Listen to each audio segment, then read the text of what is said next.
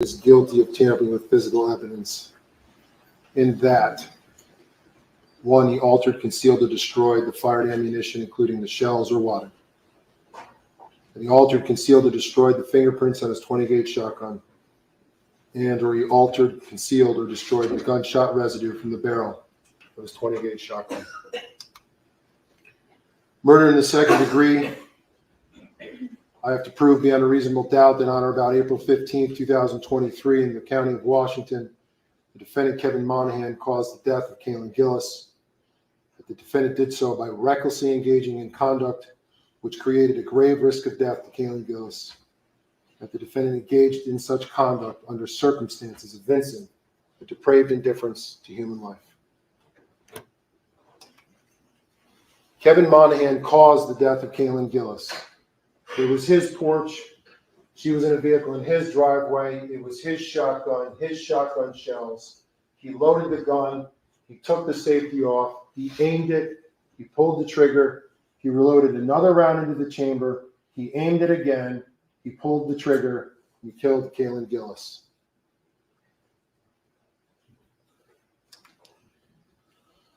Recklessly engage in conduct when it creates a grave and unjustifiable risk that another person's death will occur. When you're aware of that and you consciously disregard that risk, and that it is grave, unjustifiable, when the nature and degree of it is a disregard of it, constitutes a gross deviation from the standard of conduct that a reasonable person would observe in this situation. So, did he create a grave risk of death? Did he disregard that risk and act anyway? And when he acted anyway, was that a deviation from what a normal person would do? And in every respect in this case, I've established beyond a reasonable doubt that Kevin Monahan is aware of how dangerous a gun is. He knows about gun safety. You don't point the gun at anything you're not willing to destroy. He knows the safety prevents the trigger from being pulled. He knows the deadly nature of shooting at living things. He completely disregards every risk involved in shooting at vehicles in his driveway. Again, he loaded the gun, turned the safety off, aimed the vehicle, and shot at it until he hit it, because it was in his driveway and for no other reason. They hadn't been there 90 seconds. That's reckless. Depraved indifference is a hard term. The judge is going to give the instruction. Person has depraved indifference when that person has an utter disregard for the value of human life. A willingness to act not because he means to cause grievous harm to the person who was killed, but because he simply doesn't care whether the harm will result. Kevin Monahan did not act out of fear, as his attorney and him claimed. He acted out of a baser emotion than that. He acted out of anger.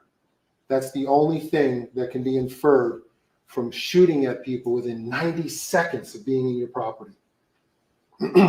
These vehicles were in his driveway. They were at his house, interrupting his night, and they were not leaving fast enough. He grabbed his shotgun and intended to make them leave as fast as possible.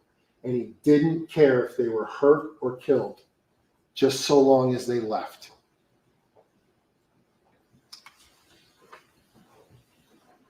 A person who is depravedly indifferent is not just willing to take a grossly unreasonable risk to human life. They do not care how the risk turns out. And Kevin Monahan didn't care how that risk turned out. When the police arrived, he continued the depravity by lying and lying and lying. You're going to ask yourselves, did Kevin know that he had killed Kaylin Gillis? But that's not the question in this charge. The question is not whether he knew it, but whether he cared. And he didn't. He had to know the seriousness of what he had done when his house was surrounded by the police and the sort for hours. When the police arrived, he could have told them what happened. No matter how implausible, he could have asked if anyone was hurt by him firing a shotgun. Instead, he tampered with the shotgun and lied to the police.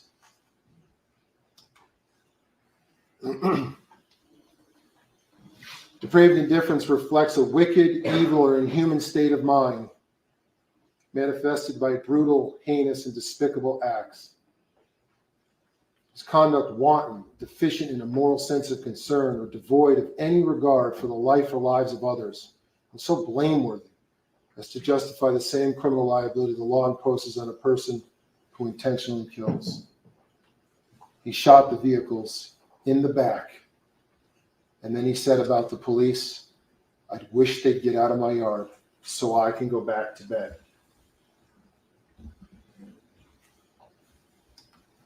Kevin Monahan is guilty of murder in the second degree. Reckless endangerment in the first degree is nearly the same charge that I have to establish, but instead of causing death, it has to cause a grave risk of death to another person or persons. Now, this charge is for all of the kids in the same exact moment. Kaylin, Blake, Jacob, Alex, Rory, Catherine, and Max. And Kevin Monahan is guilty of reckless endangerment in the first degree. You're going to go back there, and you're going to have to start talking about all of this and deliberate on it. And I've gone on at length. It was a 2-week trial. We've come off a 3-day break. Those kind of details are what you need to be looking at. Because if you can find the truth in the details, you're going to find the greater truth of what happened on April 15th, 2023. And you're going to be able to separate that which is a lie and that which is the truth. I told you in the beginning you're going to have to do this case line by line, precept by precept. Okay? And it was here a little and it was there a little. And it built until you now have an understanding of what happened. What happened is on April 15th, 2023, at this house, on the corner of that deck, Kevin Monahan stepped out all the way to that corner. These are the pictures you're going to have back there with you. That deck with no nails.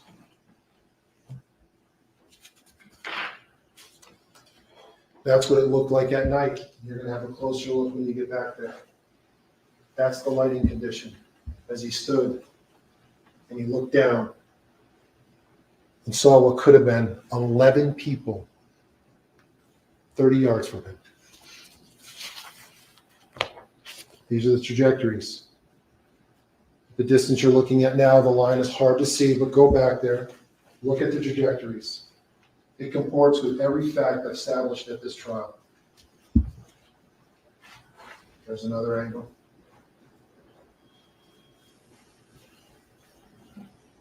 That's what it looked like to him. There was no threat. There was no marauding raiders. They were lost kids. When he fired that shotgun, it entered that vehicle at that angle.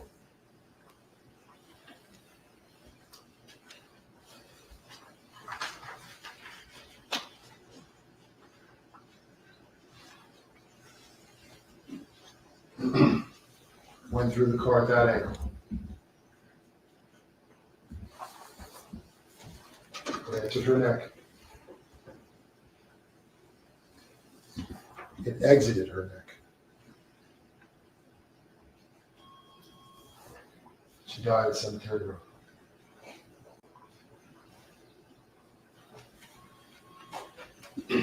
I submit to you, I have proven my case beyond a reasonable doubt.